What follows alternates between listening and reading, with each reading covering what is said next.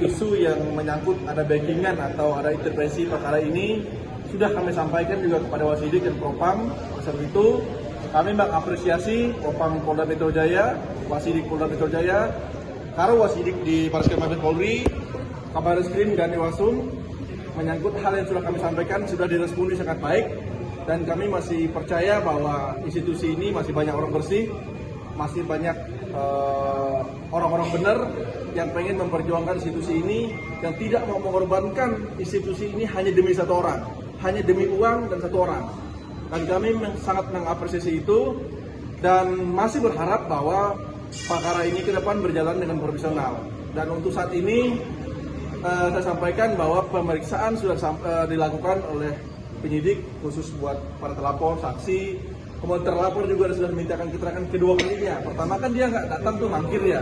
Nah datang kedua kali dilakukan pemeriksaan secara diam-diam. Terlepas dari itu oke lah, kami cukup puas walaupun kami sangat kecewa karena prosesnya sangat tertutup, prosesnya diam-diam, tidak diberitahuan kepada kami, dan saya katakan bahwa ada kebohongan dari tim penyidik kepada kami, di mana kami pernah menanyakan kapan terlapor dilakukan pemeriksaan, dijawab belum tahu. Ternyata setelah kami tanyakan kepada Pak Humas Polda Metro Jaya yang sangat saya apresiasi, sangat profesional, mengatakan bahwa sudah melakukan pemeriksaan. Lah, saya bilang, kok penyidik mengatakan belum melakukan pemeriksaan, tapi Pak Kabid Humas mengatakan sudah melakukan pemeriksaan. Ada apa gitu loh?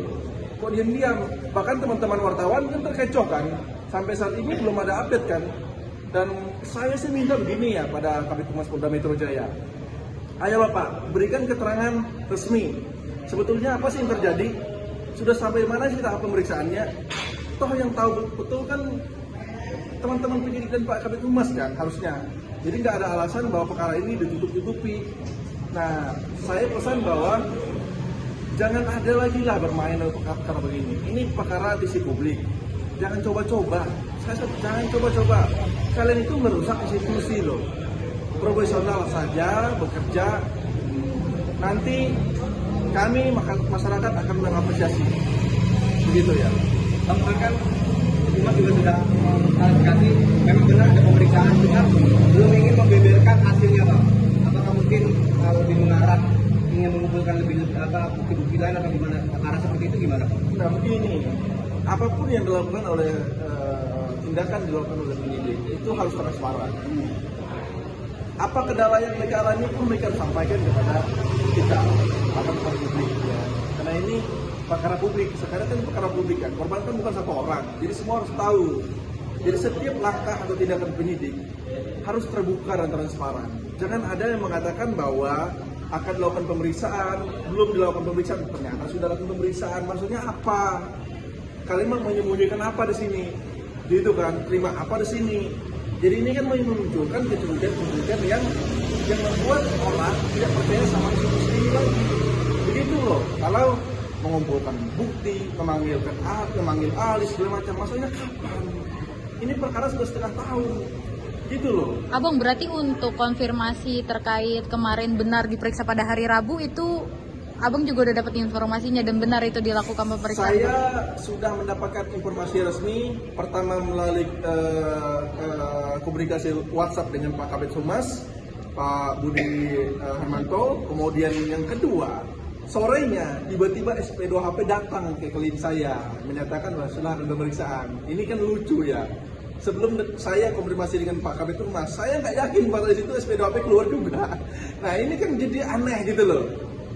Nah ini yang menjadi greget gitu loh, kesel kita sama penyidik sini gitu. Nah sebagai selalu belum lapor ya, indikasinya karena kan mungkin ada mengarah ke mana sih kenapa harus ditutup-tutupi, nggak ada transparansi dari pihak kepolisian terkait pemeriksaan ini, Pak? Gini ya, yang dilaporkan kan orang punya duit ya. Kita tahu bagaimana gerak-geriknya, dan saya kecewa lah dengan teman-teman di penyidik. Kenapa nggak berani punya integritas gitu loh? Seharusnya begini, ketika ada hal yang benar, katakan benar, yang salah katakan salah, ya kan? Kalau ini hak untuk para korban, ayo perjuangkan sama-sama gitu loh. Jangan kita menutupi hanya karena mohon maaf ngomong nih, Anda terima sesuatu atau pesanan sesuatu atau intervensi orang tertentu, gitu. Abang mau selanjutnya Bang, apakah minta kepastian atau seperti apa Bang?